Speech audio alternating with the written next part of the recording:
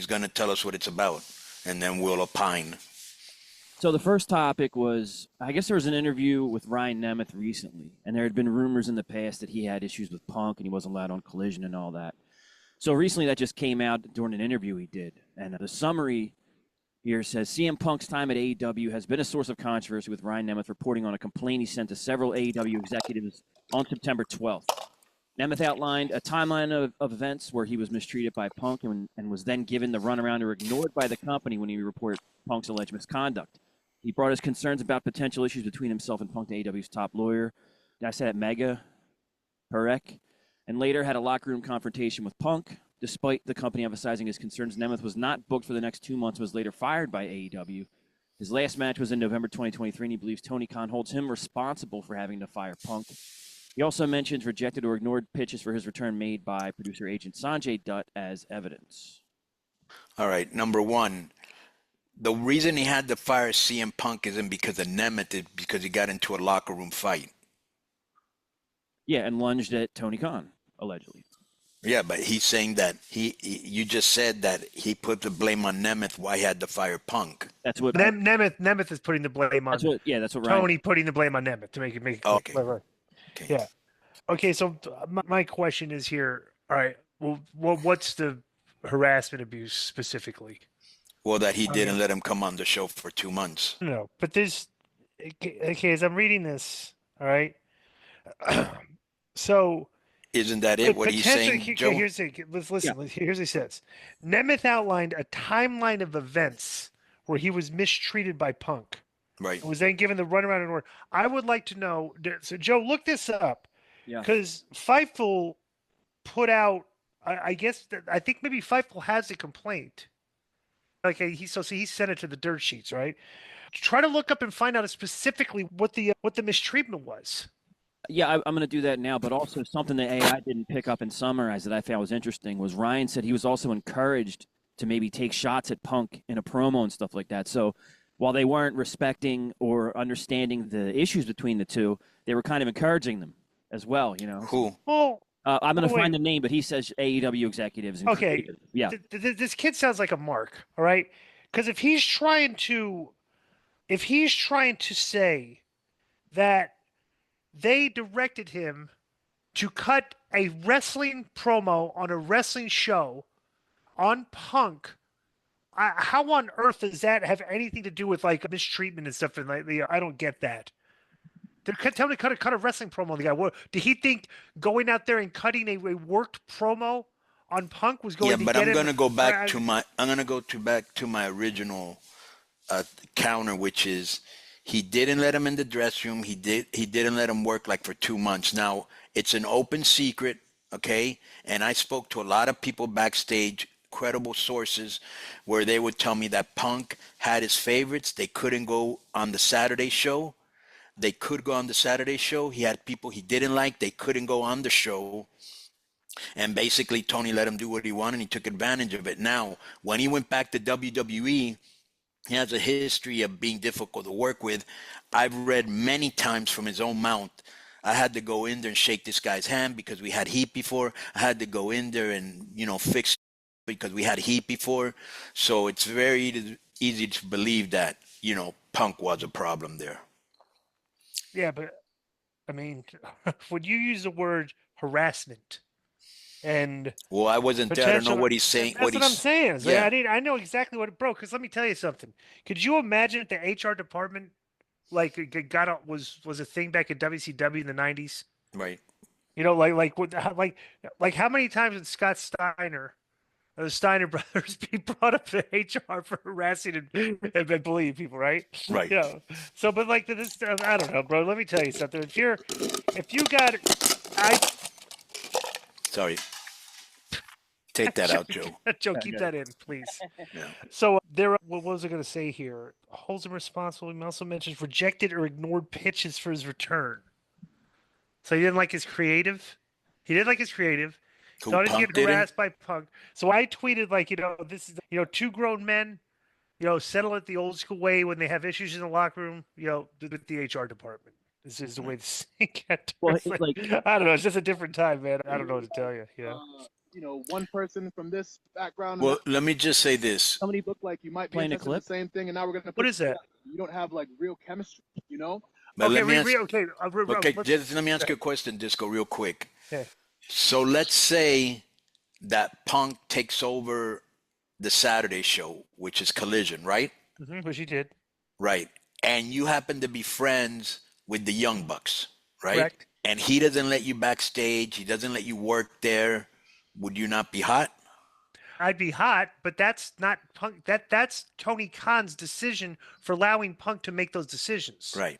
But So he's him still trying- making them. He's still making decisions, right. which is fine. But He's Tony letting you Khan- know, I don't want you in this locker room. But Tony Because Khan. remember when they said that Chris Daniels couldn't go in Yeah. there? He's like the head of talent relations.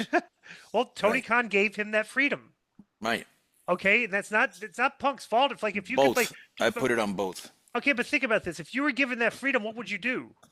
I wouldn't I'd do get all- that. You would just get all the guys you like and not get and tell all the guys you don't like to stay No, home. all the good workers, all the guys that are professional, I'd use them. Right. Well, they could Not because you're friends with the Bucks, or maybe we were arguing over some girl, or who knows what the issue is. I'm not qualified to answer really. Go ahead, Joe. This is where it started.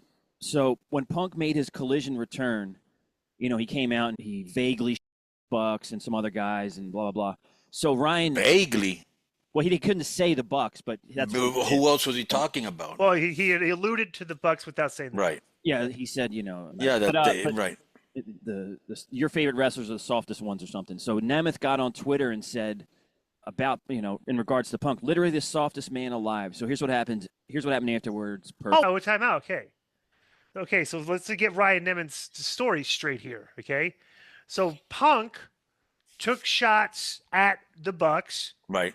And Ryan Nemeth sounds like he threw the first shot back by throwing a shot at Punk for taking a shot at the Right. Bucks. He might have been friend with the Young Bucks, and he said, "You know what, this guy?" But he took the first shot. You're right. Okay, go ahead. Continue, Joe. So then this is a Fightful report. It says we've now heard. This is an older one. This is prior to the complaint. Okay, but it has the full story. It says we've now heard stories from many sides of the AEW Collision CM Punk removal situation. As highlighted on August 13th, Ryan Nemeth was brought into North Carolina before the tapings, before he was promptly sent home. We learned more about the words they had recently. According to those familiar, Punk approached Nemeth when the two were at the Chicago Dynamite, where Punk was asked to be at. Punk spoke to Nemeth and asked him to make good on his literally the softest man alive tweet. The two moved out of the locker room and into a hallway where those close to Punk claimed that Nemeth said he was working to get heat. Punk believed that the tweet was Nemeth trying to score points with his friends and asked him to knock it off because tensions were high and they were trying to move on. He said that he didn't want Nemeth being passive-aggressive unless they were handling it another way. People close to Punk claimed that Nemeth apologized and the two shook hands. And then it says, it was confirmed to us that Punk didn't want Nemeth on Collision, even eating and catering, much less wrestling on the show. It wasn't clarified to us if that was because of his tweet or his relationship with the Elite. In addition, Nick Hausman of House of Wrestling back then reported the reason Christopher Daniels was kept from Collisions because Ace Steel, CM Punk's friend, is not allowed. Punk didn't see that as fair, as Daniels was also involved in breaking up the brawl-out fight from September. Okay. So that's the early stages of it, yeah. Let me be very clear here, okay? This sounds to me like, and I don't know if that's reading exactly like I'm picturing this happening. He tweeted Punk. Punk pulled him aside and said, okay, let's take care of this. Okay, and I think what Ryan Nemeth now is doing is using that where you got an issue with me, let's go step aside and talk about it. I think Ryan Nemeth now is using that Punk is harassing him. And I said, I'm like, look at this guy. Like, it sounds to me like Punk is handling like a man. I think he was handling it to a man, but I think Joe said they shook hands, right? Yeah. That was a report. That means it's squashed, and he still was with him. So. Okay, so let's hear the rest of the harass. Are there any other instances? Okay, so in his complaint, this is after he was removed from the show. It says, in his complaint, Nemeth said that he requested action be taken in another correspondence, and he wrote that he was ordered to verbally antagonize Punk in a promo in front of the crowd, which he did. He then claims he spoke to AEW Legal and HR, and there was no appropriate response to the situation following Punk's incident with Perry. He was then asked to speak to outside counsel, and Nemeth said that he had already been speaking up about Punk's behavior, and he expressed his concern he would be made the fall guy, and here's how his exit happened. All right, Nemeth claimed he was told his contract would not be allowed to expire. He later worked for AEW one more time, and Punk returned to WWE that week. Nemeth said that he believed Tony Khan and AEW held him responsible for having to fire Punk. His contract itself did not expire until this past March. he said creative pitches for him were ignored. And he wrote that AEW legal representative X-Pac offered a settlement interest that would equal roughly 3 years of his salary pending his signing of an NDA. Wow, 3 years. What? Yeah, wow. Wait, what? 3 years. What a great place to work.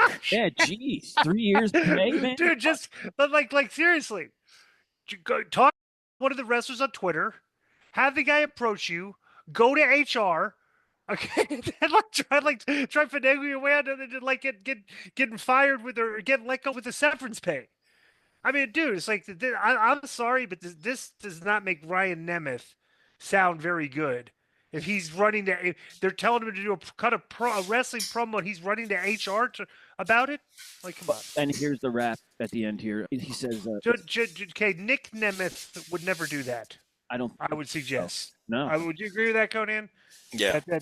I doubt Dolph Ziggler would. So Yeah. it says So he had this offer for the NDA and the payout, and he says Nemeth claims that legal rep X-Pac told him he would be placed in an antagonistic position to Mega if things ever escalated to arbitration. However, Nemeth said they had a respectful relationship, and Peck threatened to sue him for submitting his timeline of events. Given the circumstances, Nemeth said that he's met with mental health professionals, and he was seeking policy change and the financial consideration that was discussed. He also claimed his concerns fell on deaf ears. He did not believe that CM Punk was a catalyst for the issues, as it could happen with someone else. I can't even, Konnan. You probably have you could probably relate to this. I could not possibly fathom working office like in creative book, like the office positions, and having to deal with this in the year 2024. And I'm sure you probably have issues similar to this. 100%. And it's like you got. What's it like? I mean, you just pulling your hair out, going like, "What the." No, The first thing out of your mind is got to be, "Are you kidding me?" right. Would be like my initial reaction. Go ahead. Bro, I just try to talk to them the best way I can and make them understand. And if they don't, I just don't use them. Right. And then when they go, well, how come you're not using him? I told you to do this. You didn't. So why would I trust you anymore to do anything else? I'd love to. Just a wrap up on that. Yeah, we've heard enough, Joe. I mean, it's about Punk being supported. So it's just kind of Trick Williams came out and just said he's a good guy for real. I hadn't met him before he actually came back, and I didn't really have that. Yeah, that doesn't mean a lot to me, but he just met him. Yeah. You know, Punk is another Punk in WWE. He's being nice to everybody, shaking hands, kissing babies, fixing that he had before with other guys. So that's not the same Punk. Yo, what's up? I just want to thank you guys for watching this clip. Don't forget to hit the like button, leave a comment, and subscribe. And join our YouTube membership for hours and hours of exclusive, unedited, uncensored content. And being a member will help you get involved in our upcoming live streams. Thank you for your support. Thank you for riding with us. I know you got a lot of other podcast choices, be it wrestling or other ones. And thank you for picking us. Boom.